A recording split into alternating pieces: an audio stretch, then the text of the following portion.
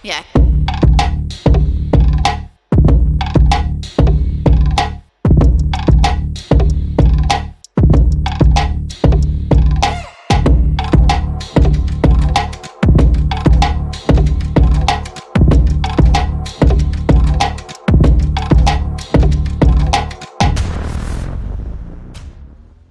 Welcome, wanderers of shadow and saga.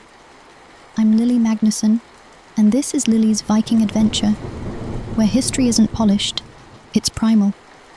Here we walk through blood-stained legends, haunted ruins, and forgotten gods. From the frost of the north to the sands of Babylon, I bring you stories that breathe. Tales of warriors, witches, queens, and creatures too fierce for daylight. Join us as we continue our Halloween history series, exploring the first woman, Lilith, the dark and fascinating biblical first woman. If you crave history with gothic soul, myth with bite, and a whisper of rebellion in every word, then light your torch and join me in the dark, because here, the past is alive, and it still has teeth. Under the heavy velvet of myth and time, a woman's name has whispered through millennia, like wind sliding over a tomb. Lilith, dark mother, night wanderer, wind spirit, seductress, demon, goddess, feminist icon. Her name has carried every meaning from terror to liberation. Her story is one of rebellion that refused to die, even as religions rose and fell, even as civilizations burned to dust. To speak of Lilith is to speak of night itself. The darkness that refuses to apologize for existing. Long before she appeared in Hebrew lore, she haunted the cities of clay and gold along the Tigris and Euphrates. In the earliest tablets of Sumer and Babylon, there were whispers of female night spirits known as Lilitu, and their male counterparts, Lilu. These beings were the wind that moaned through deserted streets, the invisible forces that brought fever to newborns, and temptation to men asleep under the desert moon.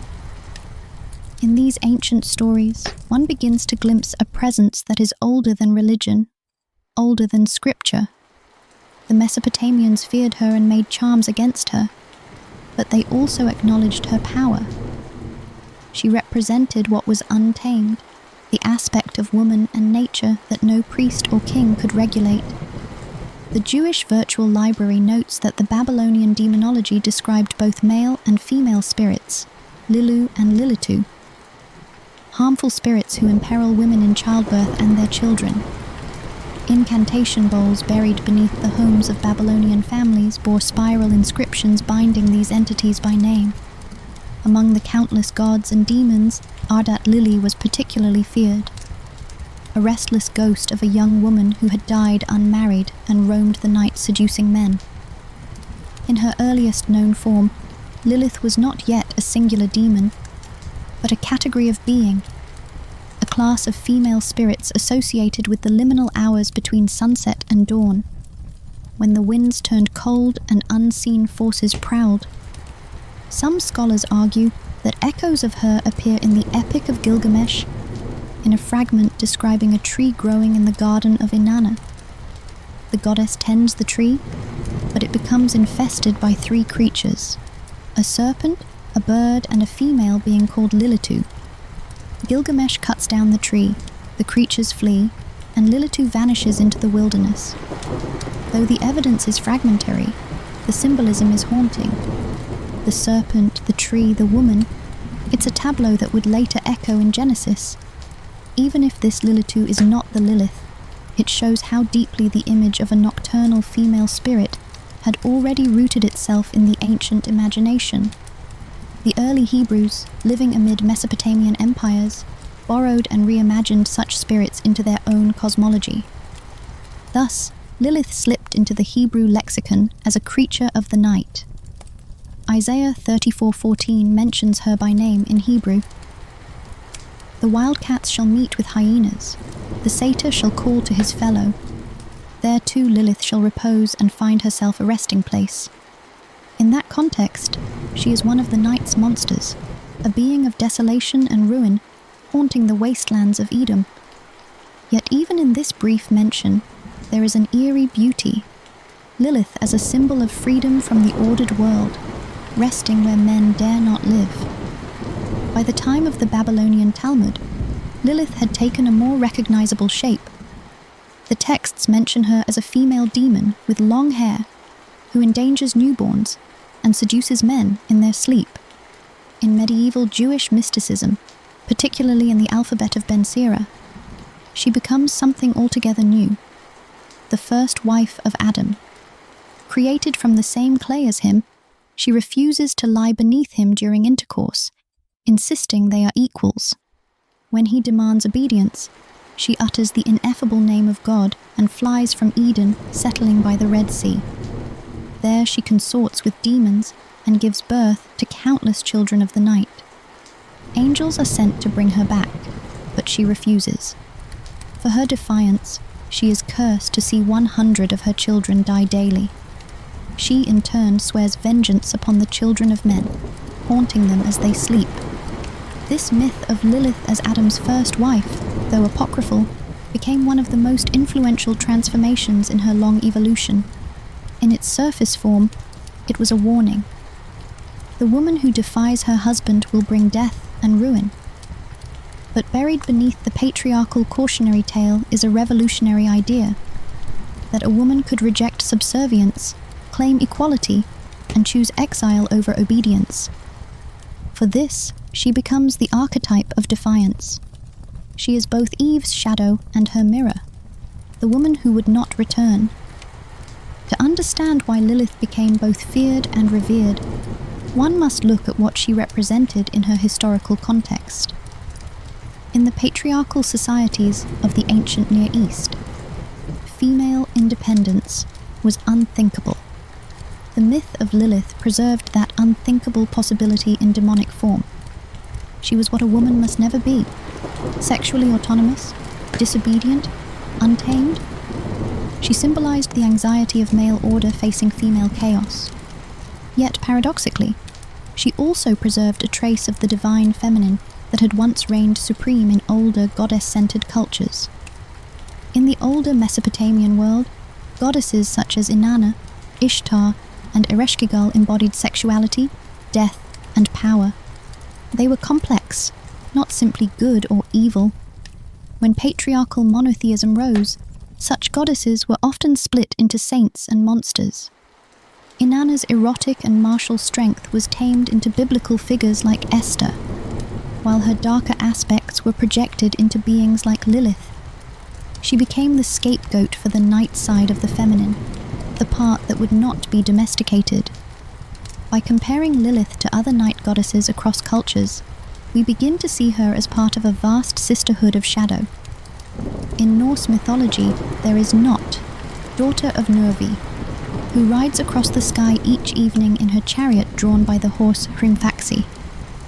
As she passes, dew falls from the foam of her horse's bit, and the world is wrapped in darkness.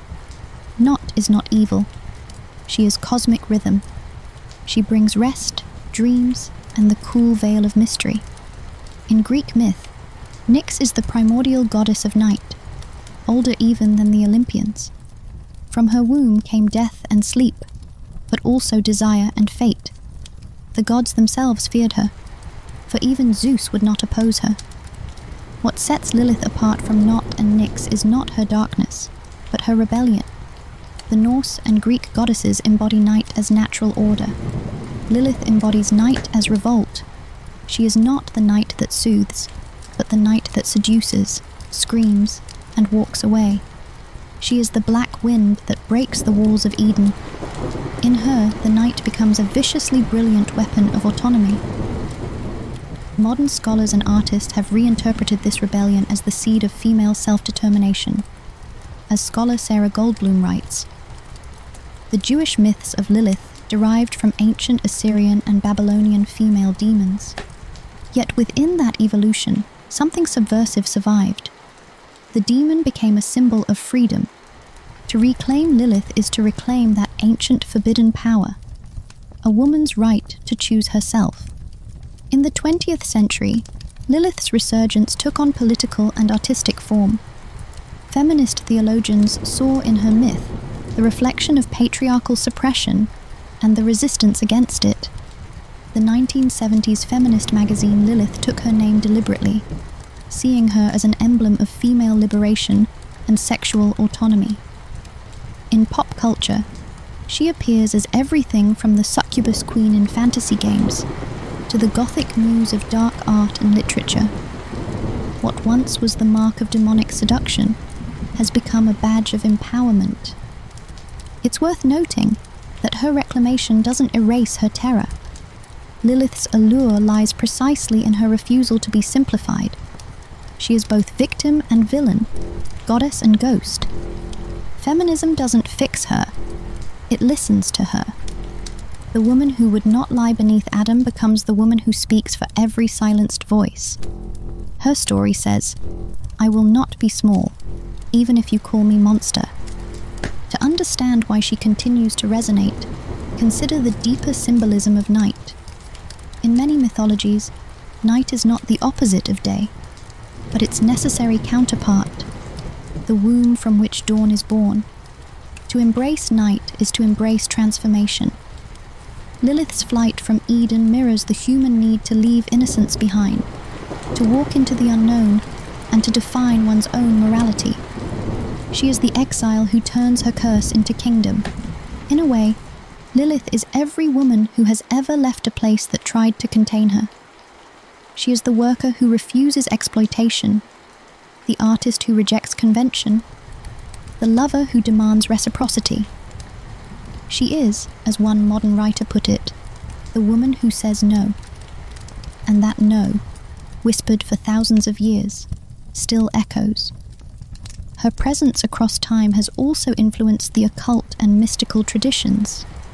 In Kabbalistic texts, Lilith is paired with Samael, the dark counterpart to the archangel. Together, they rule the realm of the Qalifoth, the shells, the shadows that mirror the holy Sephiroth. In that symbolic system, Lilith is the dark bride, the queen of the left hand, the feminine principle in its unbound form. To mystics, she represents the necessary shadow of divinity, the darkness through which the seeker must pass to find illumination. In contrast, mainstream theology demonized her further, transforming her into the succubus of medieval lore.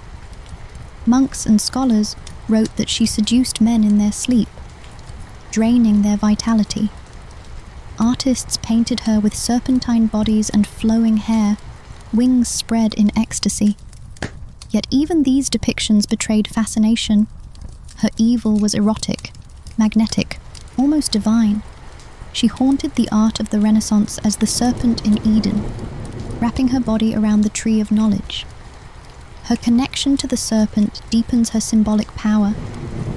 In both Mesopotamian and biblical contexts, the serpent represents wisdom, transformation, and rebellion. The serpent of Eden is the bringer of knowledge, the one who shatters complacent ignorance. Lilith's association with serpents makes her not just a demon, but an awakener. She offers the apple not out of malice, but out of the refusal to remain blind. From this perspective, Lilith's exile is not a fall. It's an awakening. She leaves paradise, but she keeps her autonomy. The price of freedom is loneliness. The reward is sovereignty. That paradox defines her myth. She is both cursed and liberated, damned yet divine. Across the centuries, her image has shifted with cultural anxieties. In the Middle Ages, she symbolized the dangers of female sexuality. In the Victorian era, she became the femme fatale in art and poetry. Dante Gabriel Rossetti painted her as a pale, beautiful woman combing her golden hair, deadly and alluring. In his poem Lady Lilith, he called her subtly of herself contemplative, drawing men to watch the bright web she can weave. To the Romantics, she was the eternal seductress. To the modern age, she became the archetype of the misunderstood woman reclaiming her story. The OG Lilith, ancient Mesopotamia, before she was cool. The earliest known depiction of Lilith, or her mythic prototype, is the Burney relief, also called the Queen of the Night plaque, dating back to around 1800 BCE. It's a fired clay panel from ancient Babylon, now living rent-free at the British Museum in London. The figure is a nude woman with birds' talons for feet, wings outstretched flanked by owls, and standing on the backs of lions. She wears a horned headdress and holds the rods and rings of divine authority, symbols of goddess status. Scholars still argue about her identity. Is she Lilith? Is she Ishtar? Maybe Ereshkigal, goddess of the underworld? But honestly, she looks like all three merged into one absolute night queen. The Bernie relief has the "don't mess with me" energy of a woman who's just been asked to smile by a man, and immediately turned him to dust. Her naked form, owl companions, and taloned feet connect her to ancient symbols of death, wisdom, and predatory independence. Even in clay, she exudes that "I bite back" energy. The fact that this image survived 3,800 years in the dirt, only to end up behind glass in London, feels perfectly poetic. The eternal bad girl finally getting her museum spotlight. The medieval glow down, demon mode, engaged. Fast forward a few thousand years, and Lilith's divine wings have become, well, a little less goddess and a little more sinner with benefits. Medieval Christian and Jewish art turned her into a serpent-bodied temptress, the one who lured Eve into sin. In illuminated manuscripts like the Alphabet of Ben Sira and later mystical works, Lilith often slithers up the tree of knowledge, coiling around it with that "Hey girl, want some fruit?" grin. Sometimes she's half human, half snake, and always nude. The medieval male imagination really lacked subtlety. One famous example comes from the Gustave Doré engraving for Paradise Lost, centuries later, but its imagery echoes those earlier texts. Lilith as the sensual danger in Eden. During this era, she became shorthand for temptation, lust, and female disobedience.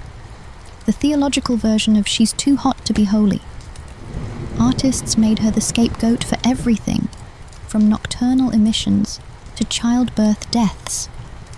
Basically, if something went bump in the night, it was probably Lilith, and it was probably your fault for thinking about her.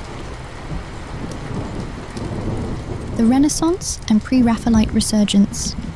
The glow-up begins. Enter the Renaissance, when artists rediscovered myth and sin got sexy again. Lilith returned, not as a demon of terror, but as the muse of forbidden knowledge. No one captured her quite like Dante Gabriel Rossetti of the pre-Raphaelite Brotherhood, those 19th century bad boys who painted poetry with cheekbones. His Lady Lilith, 1866 to 1868, now in the Delaware Art Museum, shows a pale, ethereal woman combing her golden hair before a mirror. The symbolism? Vanity, power, seduction, the feminine weaponry men both craved and feared. Rossetti described her as the witch he loved before the witch he lost. Translation: the ex you still stalk on social media. Her languid pose and halo of soft light make her almost divine, a far cry from the claw-footed demon of Babylon. Yet the danger remains in her eyes, half boredom, half hunger. She's Eve, and the serpent rolled into one flawless Instagram filter of temptation. Around the same time, John Collier painted Lilith, 1892, which lives in the Southampton City Art Gallery in England. His version is striking. A nude woman with coiled serpents wrapping around her body, her hair cascading in waves of red. She gazes sideways, not at us, but past us, as if she already knows what we'll say, and doesn't care. Collier's Lilith is dangerous, self-possessed, and luminous with sin. The painting practically purrs chaotic neutral energy. The symbolists and decadents, Lilith goes full goth. By the end of the century, artists and writers were obsessed with femme fatales and the mystical erotic. Lilith fit that aesthetic like a black lace glove. Franz von Stuck, the German symbolist, painted her in 1892 as a pale, serpent-entwined goddess. Sensual, sinister, untouchable. His Die Sünde, The Sin, now at the Neue Pinakothek in Munich, isn't explicitly titled Lilith, but come on. The serpent, the gaze, the half-smile that says, "I'll ruin your life and you'll thank me." It's her. Von Stuck's work drips with dark decadence, the gothic glamour of temptation weaponized as art. Then there's Jean Delville, the Belgian occult painter who depicted ethereal, demonic femininity as a path to transcendence. His Les Trésors de Satan, 1895, practically vibrates with erotic mysticism. Lilith isn't named, but her energy is there, radiant, dangerous, transcendent, a cosmic femme fatale on a sugar crash of divinity. If we're being real, the late 19th century Lilith is the visual ancestor of every goth girl with heavy eyeliner and a Nietzsche quote in her bio. You can practically hear The Cure playing in the background of those canvases. Modernism, surrealism, and the feminist revival, Lilith rebrands again. The 20th century brought psychoanalysis, existentialism, and feminism. And Lilith walked out of hell like, "I told y'all." In 1933, Kiki Smith, an American contemporary artist, began exploring female archetypes in myth and religion. Her later works like Lilith, 1994, a life-sized bronze sculpture now at the Metropolitan Museum of Art in New York, flips the script completely. Her Lilith is nude, crouched, and clinging to a wall, upside down. Her eyes are glass, eerily lifelike, and she stares down at viewers with primal defiance. This isn't the seductive muse of Rossetti. This is the ancient predator reborn. You can feel her breath in the room, the power she holds in silence. Kiki Smith once said she wanted to show a woman outside the narrative of subservience. Mission accomplished. Lilith doesn't pose anymore. She prowls. Meanwhile, surrealist women artists like Leonor Fini and Remedios Varo reimagined feminine archetypes as witches, shapeshifters, and dreamwalkers, all Lilith's daughters in spirit. Their art reclaimed mysticism as empowerment, not punishment. Lilith was no longer the nightmare under the bed. She was the dream. By the late 20th century, feminist scholars and artists had fully reclaimed her. The Dinner Party, 1974-79, by Judy Chicago at the Brooklyn Museum, immortalized 39 mythical and historical women in a ceremonial banquet setting. And yes, Lilith got a seat. Her place setting features vulva imagery surrounded by serpentine motifs. It's both shocking and sacred, a reclamation of power once branded unholy. Lilith was finally sitting at the table, not as a warning, but as a guest of honor. Digital Age Lilith, the meme queen of darkness. In our era of social media, Lilith has ascended to her final form, the dark divine influencer. She's in tattoos, video games, metal album covers, and digital illustrations that blend witchcraft aesthetics with feminist slogans. From Diablo 4's boss-level Lilith, designed by Blizzard Entertainment's concept artist Igor Sid, to fashion shoots that reinterpret her as a latex-winged icon of empowerment, she's everywhere.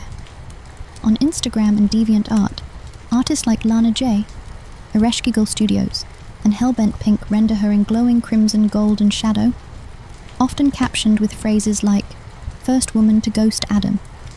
Modern depictions often mix the sacred and the savage, glowing sigils, serpent tattoos, black feathers, and eyes that look like they've seen every mistake you've ever made and still think you're cute. She's evolved from fearsome to fearlessly relatable, the goddess of boundary setting and bad decisions done with style. From clay to code, Lilith never dies. Across 5,000 years of art, Lilith has shapeshifted from goddess to demon, from muse to meme. She's been carved in clay, brushed in oil, cast in bronze, and rendered in pixels. Her evolution mirrors humanity's shifting attitude toward female power. Worship, fear, vilification, and finally, respect. Every depiction, from the Bernie relief's winged majesty to Kiki Smith's wall-crawling gaze, carries the same pulse beneath it. You can't cage what you fear, and you can't kill what you secretly desire. Lilith's art history is humanity's confession, laid bare in paint and stone.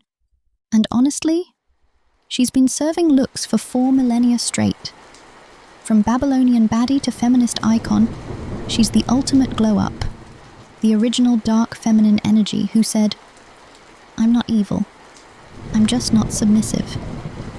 So next time you see an image of a winged woman, serpent in hand and eyes like midnight mirrors, remember, that's not just myth, that's legacy. That's Lilith, still smirking through history, reminding every viewer that the night belongs to her.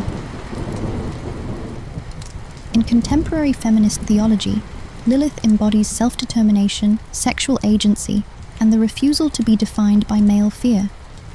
She's become a cultural shorthand for rebellion, the goth queen, the witch, the yeeted who wears her exile as a crown. Online communities celebrate her as the original girl boss of the underworld, the first woman to say, "I'm not doing that," and leave without a backward glance. In pop slang. Lilith basically ghosted Adam before ghosting was even a thing. But behind the memes and the glam, her story remains sacred. It is the story of how power demonizes what it cannot control. The same forces that once worshipped Inanna later called Lilith cursed. Yet her persistence proves that archetypes can outlive dogma. She endures because she represents something that human society still wrestles with: the balance between freedom and fear, autonomy and belonging, the darkness within the light. If we strip away centuries of demonization, what remains is the essence of night itself: calm, dangerous, creative, fertile. The night is where dreams are born, where lovers meet, where mysteries breathe. Lilith, in that sense, is not the destroyer of life, but its keeper in the hidden hours. She is the breath between dusk and dawn, the keeper of the liminal threshold. To understand her fully is to see that she's not only a myth about gender, but about consciousness itself. Every time we choose knowledge over ignorance, freedom over safety, truth over comfort, we repeat Lilith's flight. We walk out of the garden. Through this lens, the comparisons with Not and Nyx gain new depth. All three represent aspects of the night feminine, but Lilith is its defiant edge. Not rides peacefully through the stars, her horse sprinkling dew. Nyx reigns in quiet majesty over the cosmos. Lilith stalks the desert winds, laughing in the dark. She is not serene, she is electric. If Not is the lullaby, Lilith is the thunderstorm. Yet all are needed. Night must have its peace and its danger, its sleep and its awakening. Even the gods feared the dark because it could not be ruled. Lilith reminds us that darkness, in mythic language, is not evil. It is the unknown, the potential. The patriarchal systems that demonized her feared the uncontrollable. But control is not creation. Without the night, there is no dawn. Today, in the era of social awakening and digital rebellion, Lilith's legend feels more relevant than ever. She is invoked in art, literature, witchcraft, and internet culture. She appears as the patroness of self-ownership, a tattooed symbol of female rage and resilience.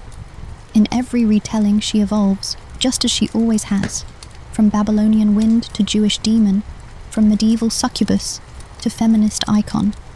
Each era forges its own Lilith, but her essence remains defiance.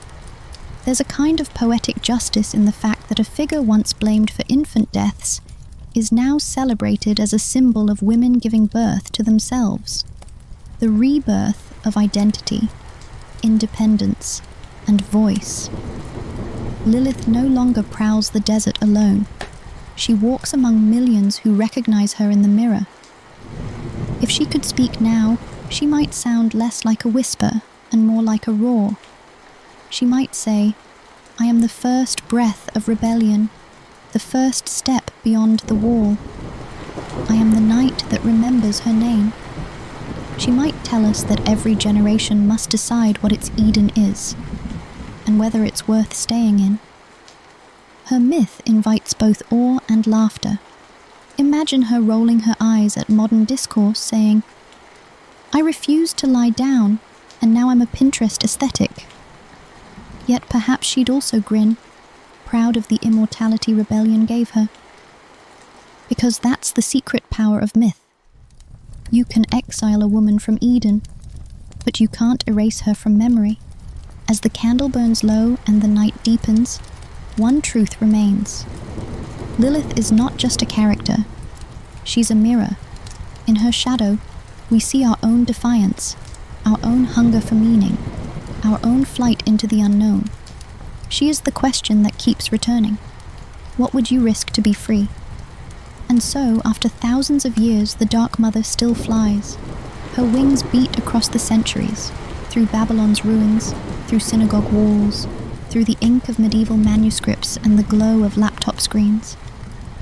Her laughter is the wind against the window, the whisper at the back of your mind when you think of what you left behind to become who you are. Lilith's story ends where it began. In the night, in the moment between fear and freedom, she is both curse and blessing, warning and promise. To some, she is still the demon who brings nightmares. To others, the muse who brings awakening. To the brave, she is both. Because true freedom always carries both light and shadow. In the end, her legacy is not of terror, but of transformation. She teaches that rebellion, though costly, is sacred, that to walk out of the garden is not to fall, but to fly, and that the night, far from being empty, is alive with wings. You've just crossed the threshold of time with Lilly's Viking adventure, where history meets the night. For those interested in learning more, links to all our source material will be in the description below the video. If this journey stirred something in your blood, hit like, subscribe, and ring that raven-shaped bell, so you never miss another story from the dark side of history. If you'd like to keep the adventure alive, check the description for links to my Etsy store, Viking Adventure Gifts, where you'll find relic-inspired art, Viking-themed designs, and treasures for the true wanderers of Shadow and Saga. Get your holiday shopping done while supporting our content. Until next time, history lovers, keep your sword sharp, your candle burning, and your heart unafraid of the dark. Much love and Skål.